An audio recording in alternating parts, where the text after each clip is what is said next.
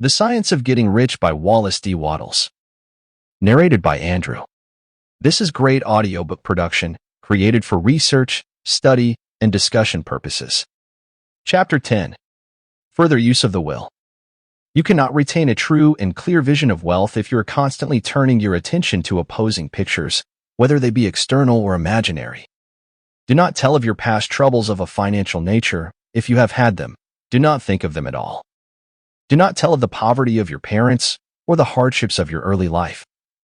To do any of these things is to mentally class yourself with the poor for the time being, and it will certainly check the movement of things in your direction. Let the dead bury their dead, as Jesus said. Put poverty and all things that pertain to poverty completely behind you. You have accepted a certain theory of the universe as being correct, and are resting all your hopes of happiness on its being correct. And what can you gain by giving heed to conflicting theories? Do not read religious books which tell you that the world is soon coming to an end, and do not read the writings of muckrakers and pessimistic philosophers who tell you that it is going to the devil. The world is not going to the devil, it is going to God. It is a wonderful becoming. True, there may be a good many things in existing conditions which are disagreeable.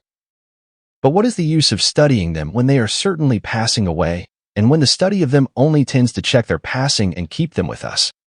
Why give time and attention to things which are being removed by evolutionary growth, when you can hasten their removal only by promoting the evolutionary growth as far as your part of it goes? No matter how horrible and seeming may be the conditions in certain countries, sections, or places, you waste your time and destroy your own chances by considering them. You should interest yourself in the world's becoming rich. Think of the riches the world is coming into, instead of the poverty it is growing out of. And bear in mind that the only way in which you can assist the world in growing rich is by growing rich yourself through the creative method, not the competitive one. Give your attention wholly to riches, ignore poverty. Whenever you think or speak of those who are poor, think and speak of them as those who are becoming rich, as those who are to be congratulated rather than pitied. Then they and others will catch the inspiration and begin to search for the way out. Because I say that you are to give your whole time and mind and thought to riches, it does not follow that you are to be sordid or mean. To become really rich is the noblest aim you can have in life, for it includes everything else. On the competitive plane, the struggle to get rich is a godless scramble for power over other men. But when we come into the creative mind, all this is changed. All that is possible in the way of greatness and soul unfoldment, of service and lofty endeavor, comes by way of getting rich. All is made possible by the use of things. If you lack for physical health, you will find that the attainment of it is conditional on your getting rich. Only those who are emancipated from financial worry, and who have the means to live a carefree existence and follow hygienic practices, can have and retain health. Moral and spiritual greatness is possible only to those who are above the competitive battle for existence. And only those who are becoming rich on the plane of creative thought are free from the degrading influences of competition. If your heart is set on domestic happiness, remember that love flourishes best where there is refinement, a high level of thought, and freedom from corrupting influences. And these are to be found only where riches are attained by the exercise of creative thought, without strife or rivalry. You can aim at nothing so great or noble, I repeat, as to become rich. And you must fix your attention upon your mental picture of riches, to the exclusion of all that may tend to dim or obscure the vision. You must learn to see the underlying truth in all things. You must see beneath all seemingly wrong conditions the great one life ever moving forward toward fuller expression and more complete happiness. It is the truth that there is no such thing as poverty, that there is only wealth. Some people remain in poverty because they are ignorant of the fact that there is wealth for them, and these can best be taught by showing them the way to affluence in your own person and practice. Others are poor because, while they feel that there is a way out, they are too intellectually indolent to put forth the mental effort necessary to find that way and travel it. And for these, the very best thing you can do is to arouse their desire by showing them the happiness that comes from being rightly rich. Others still are poor because, while they have some notion of science, they have become so swamped and lost in the maze of metaphysical and occult theories that they do not know which road to take. They try a mixture of many systems and fail in all. For these, again, the very best thing to do is to show the right way in your own person and practice, an ounce of doing things is worth a pound of theorizing.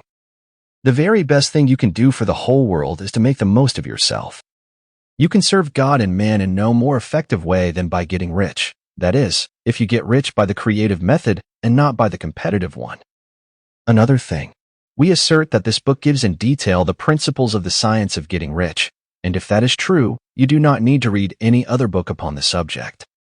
This may sound narrow and egotistical, but consider, there is no more scientific method of computation in mathematics than by addition, subtraction, multiplication, and division. No other method is possible. There can be but one shortest distance between 2 points. There is only one way to think scientifically, and that is to think in the way that leads by the most direct and simple route to the goal.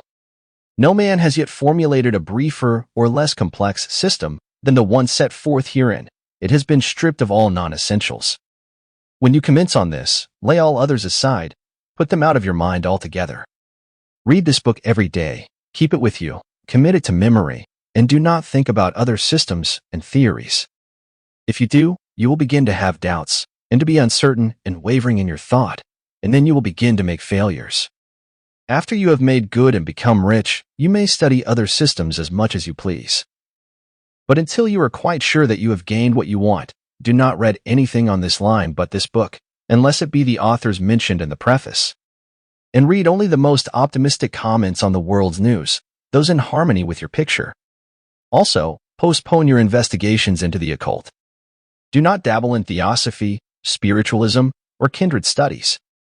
It is very likely that the dead still live and are near, but if they are, let them alone. Mind your own business. Wherever the spirits of the dead may be, they have their own work to do and their own problems to solve, and we have no right to interfere with them. We cannot help them, and it is very doubtful whether they can help us, or whether we have any right to trespass upon their time if they can.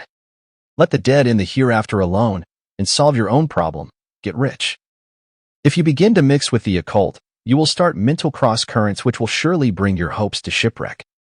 Now, this and the preceding chapters have brought us to the following statement of basic facts. There is a thinking stuff from which all things are made, and which, in its original state, permeates, penetrates, and fills the inner spaces of the universe. A thought, in this substance, produces the thing that is imaged by the thought. Man can form things in his thought, and, by impressing his thought upon formless substance, can cause the thing he thinks about to be created. In order to do this, man must pass from the competitive to the creative mind. He must form a clear mental picture of the things he wants, and hold this picture in his thoughts with the fixed purpose to get what he wants, and the unwavering faith that he does get what he wants. Closing his mind against all that may tend to shake his purpose, dim his vision, or quench his faith. And in addition to all this, we shall now see that he must live and act in a certain way. For more audiobook like this, hit the subscribe button and click on the notification bell so you get notified when we post a new audiobook. Thanks for listening.